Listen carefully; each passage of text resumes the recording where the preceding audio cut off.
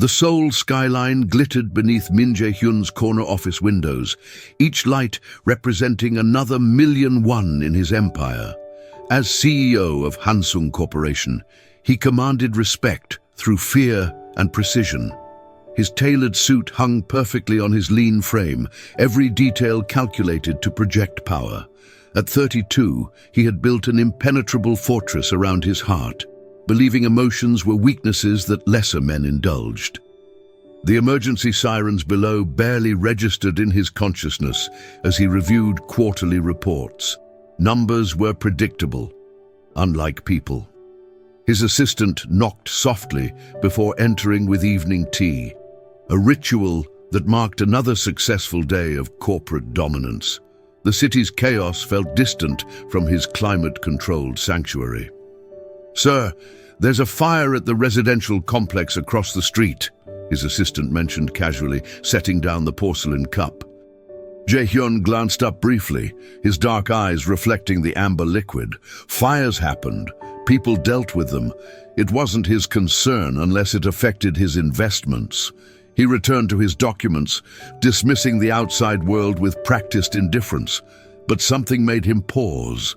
Perhaps it was the unusual intensity of the sirens or the way the orange glow painted his office walls. Against his better judgment, he approached the floor-to-ceiling windows.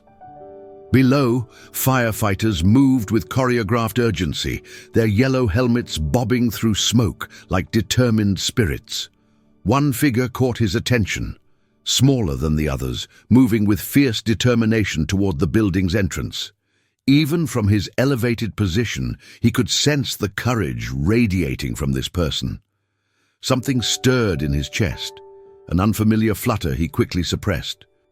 The corporate king had no time for such distractions, yet his eyes remained fixed on the unfolding drama below. Lee So-young adjusted her helmet one final time before charging into the smoke-filled building. At 26, she had proven herself countless times in a male-dominated profession, earning respect through sheer determination and skill. Her compact frame belied the strength within, both physical and emotional. Tonight felt different, though. The building's structure groaned ominously, warning of imminent collapse. "Third floor, apartment 304, her captain's voice crackled through the radio. "Elderly woman trapped inside." So-young's heart pounded as she navigated the smoke-choked stairwell. Each step upward brought increased heat and decreased visibility. Her breathing apparatus felt heavier with each floor, but she pushed forward. Saving lives wasn't just her job, it was her calling, her way of honoring her father's memory. The hallway on the third floor resembled a furnace. Paint peeled from walls like burning skin, and the carpet beneath her boots smoldered dangerously. Apartment 304's door stood ajar, smoke pouring out like a grey waterfall. She could hear faint coughing from within. "Fire department, where are you?" she called out, her voice muffled by the mask. A weak response came from the bedroom. So-young found the elderly woman collapsed near the window, conscious but barely breathing. Without hesitation, she lifted the frail body, surprised by how light the woman felt. Fear and adrenaline coursed through her veins as she calculated the fastest escape route. The building shuddered violently. Debris rained from the ceiling, and she realized they had minutes, maybe less. Her training kicked in as she secured the woman and began the treacherous journey back through the inferno. Behind them, the apartment surrendered to the flames completely. From his office window, Jae-hyun watched the drama unfold with unexpected intensity. The small firefighter had disappeared into the building minutes ago, and he found himself holding his breath. Why did he care? He had witnessed countless emergencies from this vantage point, always remaining detached and analytical. The building's facade began showing signs of structural failure. Cracks spider-webbed across the concrete, and windows on lower floors exploded outward from the heat. Emergency vehicles surrounded the perimeter, their lights painting the night in urgent reds and blues. Then he saw movement in a third-floor window. The firefighter appeared, supporting an elderly woman. Relief flooded through him, an emotion so foreign he almost didn't recognize it, but his relief transformed into horror as he watched the floor beneath them begin to sag. "No," he whispered, pressing his palm against the cool glass. The building structure finally surrendered. The third floor collapsed in a cascade of concrete and steel, swallowing the window where the firefighter had stood just moments before. Dust and debris billowed outward like a grey tsunami, obscuring everything. Jae-hyun's composed facade cracked. Without conscious thought, he abandoned his office and rushed toward the elevators. His assistant called after him, confused by this unprecedented behavior, but he didn't hear. Something primal drove him forward, a need to help, to do something other than watch from his ivory tower. The elevator descended too slowly. Each floor felt like an eternity as images of the brave firefighter flashed through his mind. He didn't even know if it was a man or woman, yet somehow it mattered more than any business deal he'd ever negotiated. The lobby doors opened to chaos and smoke. So Young's world had become darkness and pain. The elderly woman lay unconscious beside her in their concrete tomb, both trapped beneath a massive beam that had pinned So Young's left leg. Blood trickled down her forehead, and each breath sent sharp pains through her ribs. Her radio had been crushed in the collapse, cutting off communication with her team. She tried to move the beam, but it was impossibly heavy. Panic threatened to overwhelm her as she realized the gravity of their situation. The air was growing thinner, and she could hear the fire spreading above them. Time was running out for both of them. "Stay calm," she whispered to herself, a mantra her father had taught her. "Think, assess, act." Her training kicked in despite the pain. She checked the elderly woman's pulse, weak but steady. The space around them was small but stable, protected by the beam that had also trapped them. Ironic how their prison had become their sanctuary. So Young's thoughts drifted to her small apartment, to the photo of her father on the mantel. He had died in a fire when she was 15, trying to save others. Following in his footsteps had given her life meaning, but now she wondered if she would share his fate.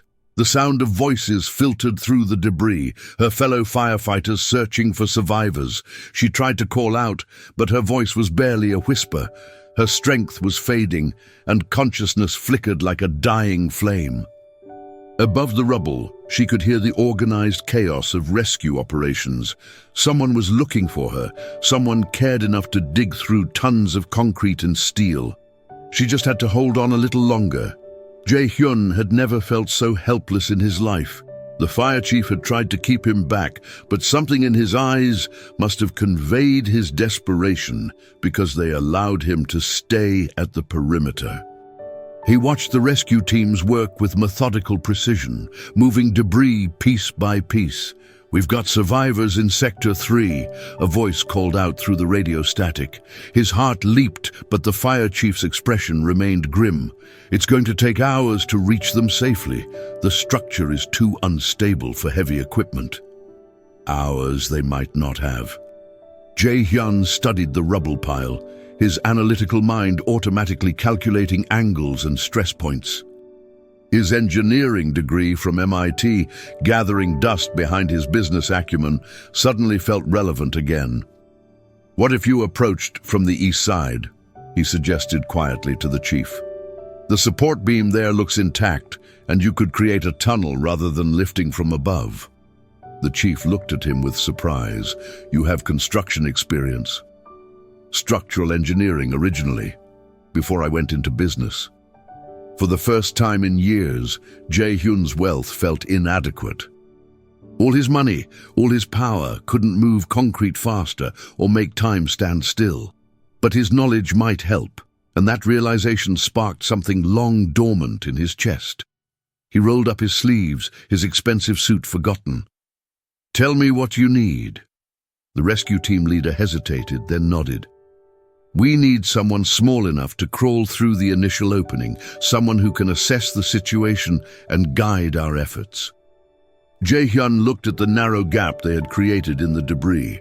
It was barely wide enough for a person, and the risks were enormous. "I'll do it," he said without hesitation. The tunnel through the debris was a nightmare of sharp edges and unstable surfaces. Jae-hyun's expensive suit tore on jagged concrete as he crawled forward, following the beam of his flashlight. Dust filled his lungs, and claustrophobia threatened to overwhelm him. He had never been in such a confined, dangerous space. But the thought of the trapped firefighter drove him forward. Each inch felt like a victory against his own privileged softness. His hands, accustomed only to signing contracts and shaking hands in boardrooms, now bled from scraping against rough surfaces. "Can you hear me?" he called out when he thought he was close. A weak voice responded from somewhere ahead. "Here! We're here!" The voice was distinctly feminine, and something in its tone, brave despite obvious pain, made his chest tighten. He squeezed through a particularly narrow section and finally saw them. A small firefighter pinned beneath a beam, protecting an unconscious elderly woman with her own body. Their eyes met in the flashlight's glow, and time seemed to stop. Even covered in dust and blood, she was beautiful in a way that had nothing to do with conventional features. It was the beauty of courage, of selflessness, of someone who had risked everything for a stranger. "I'm going to get you out," he promised, surprised by the conviction in his own voice.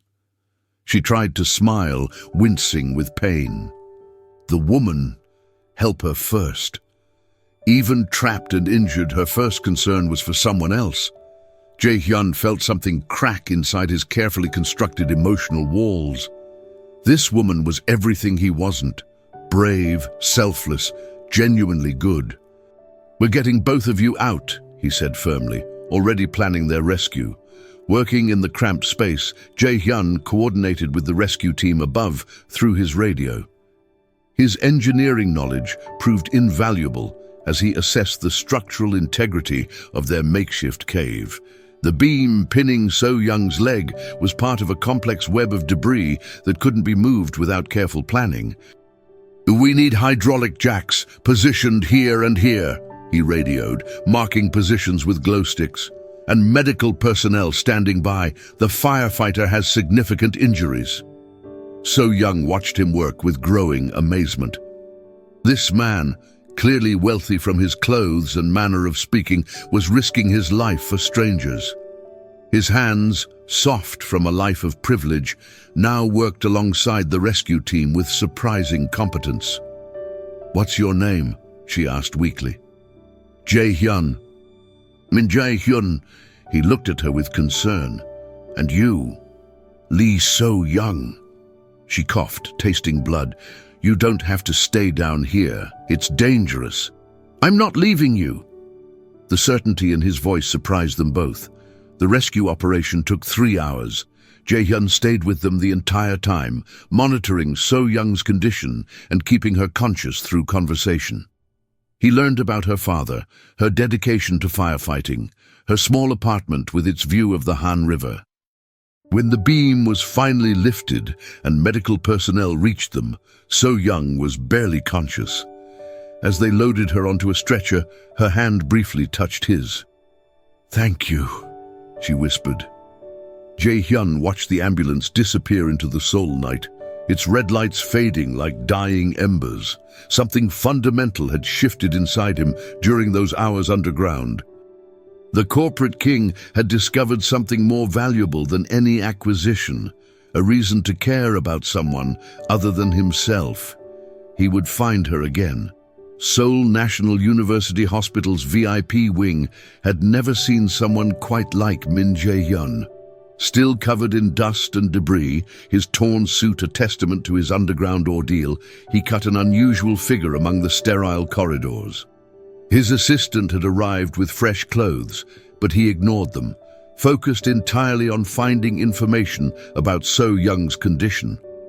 "I'm sorry, sir, but only family members can receive patient information," the nurse explained politely, though her eyes showed curiosity about this obviously wealthy man's interest in a firefighter.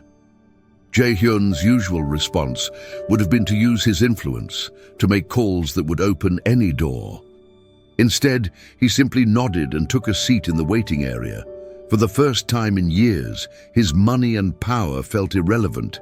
He was just a man worried about someone who had touched his life in ways he couldn't yet understand. Hours passed. He watched families come and go, witnessed tears of relief and grief, observed the raw humanity that his corporate world rarely exposed him to. His phone buzzed constantly with business calls, but he let them go to voicemail. "Mr. Min," a doctor approached, looking puzzled. "The patient, Lee So-young, asked to see you. She said you helped rescue her." Relief flooded through him. "How is she?" "Stable. Broken leg, 3 cracked ribs, concussion. She's lucky to be alive." The doctor paused. "She keeps asking about the elderly woman." "Mrs. Park is in room 302, recovering well thanks to your friend's heroism," the doctor continued. "Miss Lee saved her life." As Jae-hyun followed the doctor down the corridor, he realized that So-young's first concern, even while injured, was for someone else's welfare. This woman operated by completely different principles than anyone in his world. He was about to meet someone who would change everything. So-young's hospital room was small and functional, a stark contrast to the VIP suites just floors above. She lay propped up against pillows, her left leg elevated in a cast, bandages covering various cuts and bruises. Despite her injuries, her eyes remained bright and alert. "You came," she said softly when Jae-hyun entered. "I said I would." He felt awkward in the small space, unsure where to put his hands or how to stand. Hospital visits weren't part of his usual repertoire. "Mrs. Park? Recovering well. The doctors say she'll make a full recovery thanks to you." So-young's smile was radiant despite her pain. "That's all that matters." Jae-hyun studied her face, searching for any trace of self-pity or complaint. He found none. This woman had nearly died saving a stranger, suffered significant injuries, and her only concern was for the person she had rescued. "Why did you do it?" he asked quietly. "Go into that building when you knew it was unstable?" "Because someone needed help." Her answer was simple, matter-of-fact. "That's what we do. We, people who care about others more than ourselves." She looked at him curiously. "Like you did last night. You risked your life for strangers too." Jae-hyun felt uncomfortable with the comparison. "That was different. I couldn't stand by and watch." "Exactly." Her knowing smile suggested she understood something about him that he didn't yet recognize himself. A nurse entered with medication, and Jae-hyun realized visiting hours were ending. As he prepared to leave, So-young called his name. "Will you come back?" The vulnerability in her question caught him off guard. "Yes," he promised, meaning it completely.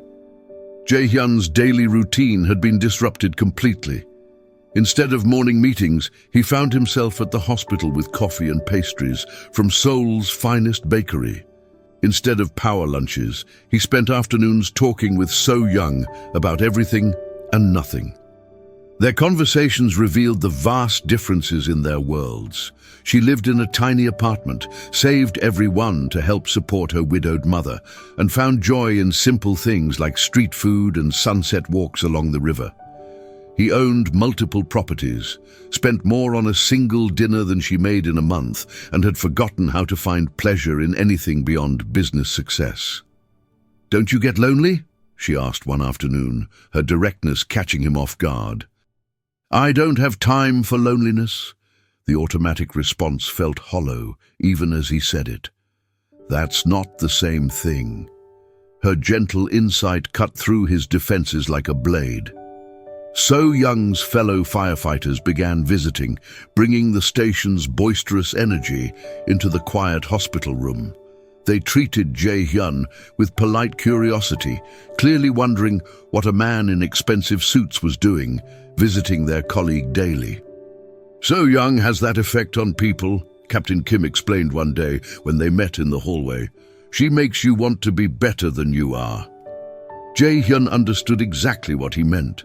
In So Young's presence, his corporate achievements felt empty, his isolation self-imposed rather than necessary.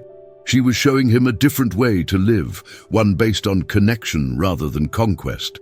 But their worlds remained fundamentally different. As So Young's recovery progressed, Jae-hyun wondered if what they were building could survive outside the protected bubble of the hospital room. The question would be answered sooner than he expected. So Young's discharge day arrived with autumn's first chill. Jae-hyun had arranged for a private car to take her home, but she insisted on taking the subway like always. They compromised on a taxi, though he could see her calculating the cost in her head. Her apartment building was a stark reminder of their different circumstances. The elevator was broken, and she lived on the 4th floor. Jae-hyun carried her bag and helped her navigate the stairs with her crutches, each step highlighting the gap between their lifestyles. "It's not much," she said, as she unlocked her door, suddenly self-conscious. The apartment was tiny, but immaculately clean, filled with plants and photographs that spoke of a life rich in relationships, if not material wealth. A picture of her father in his firefighter uniform held place of honor on a small altar. "It's perfect," Jae-hyun said, and meant it. The space radiated warmth and personality in ways his penthouse never had. So Young made tea with careful movements, still favoring her injured ribs. They sat on her small couch, the intimacy of the space making conversation feel different, more personal. "What happens now?" she asked quietly. The question hung between them, loaded with implications. Jae-hyun's world was calling. Board meetings, acquisitions, the relentless demands of corporate leadership. But sitting in her small apartment, watching her pour tea with graceful efficiency despite her injuries, he couldn't imagine returning to his old life unchanged. "I don't know," he admitted. "I've never felt this way before." "What way?" "Like I've been sleepwalking and you woke me up." So Young's smile was soft, understanding. Maybe we both needed waking up. 2 weeks later, Jae-hyun faced the biggest decision of his life.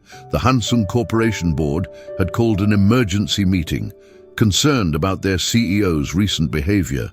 His absence from crucial meetings, his distraction during presentations, his obvious preoccupation with matters outside the company, all had been noted and questioned. "Jae-hyun, we're worried about you," his vice president said carefully. "This isn't like you." They were right. The old Jae-hyun would never have prioritized personal relationships over business obligations, but the old Jae-hyun had been hollow, successful but empty, powerful but alone. "I'm taking a leave of absence," he announced, surprising everyone, including himself. The boardroom erupted in concerned voices, but Jae-hyun felt only relief.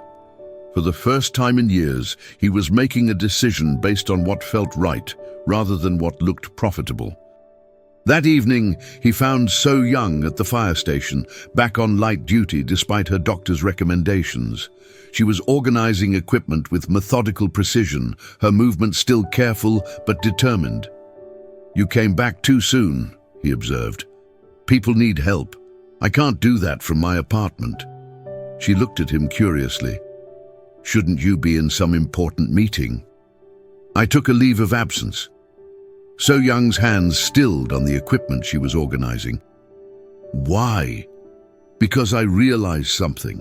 All my life I've been building walls around my company, around my heart, around everything that mattered. But walls don't just keep others out, they keep you trapped inside." She turned to face him fully, her expression serious. "What are you saying?" "I'm saying I want to try something different. I want to try being the kind of person who runs toward danger instead of away from it. The kind of person who cares more about others than himself." "Jae-hyun, I want to try being worthy of you."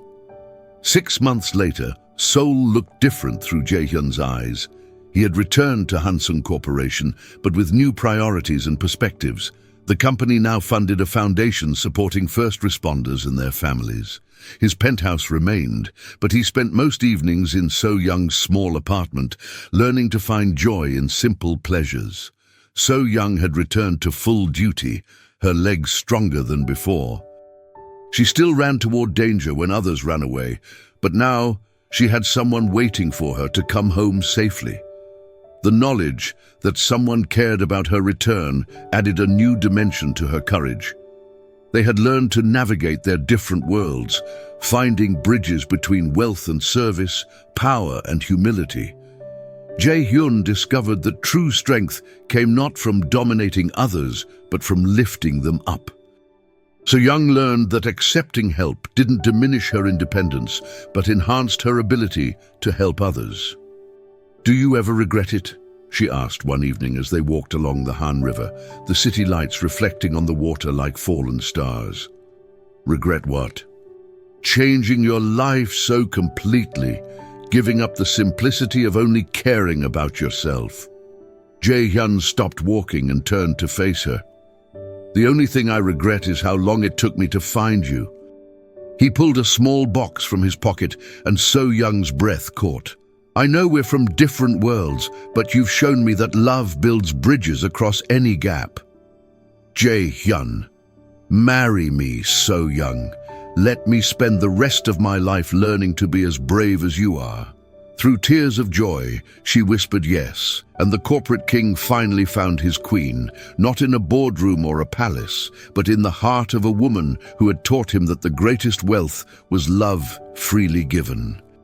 1 year after the fire that changed everything, Jae-hyun and So-young stood before the rebuilt apartment complex, now a modern structure with state-of-the-art safety features, funded by the Hansung Foundation. Mrs. Park, fully recovered and radiant, cut the ribbon for the building's dedication ceremony. "Because of these two brave souls," she announced to the gathered crowd, "I have a second chance at life, and this community has a safer place to call home." "So young now, Mrs." Minbat, still firefighter Lee at the station, squeezed her husband's hand. They had married in a simple ceremony, attended by firefighters and business executives alike, two worlds united by love and shared purpose. Jae-hyun had discovered that true success wasn't measured in quarterly profits, but in lives touched and communities strengthened. The foundation had grown beyond his wildest expectations, supporting not just first responders, but anyone who dedicated their lives to serving others. "Do you think we would have found each other without the fire?" So-young asked, as they watched children play in the building's new courtyard. "I think we were always meant to find each other," Jae-hyun replied. "The fire just lit the way." As the sun set over Seoul, painting the sky in shades of hope and promise, they walked home together, the billionaire who learned to love and the firefighter who taught him how. Their story had begun with smoke and flames, but it would continue with light and warmth, proving that sometimes the most beautiful love stories rise from the ashes of who we used to be. Behind them, the city sparkled with infinite possibilities, and somewhere in its depths, other hearts waited to be awakened by unexpected love.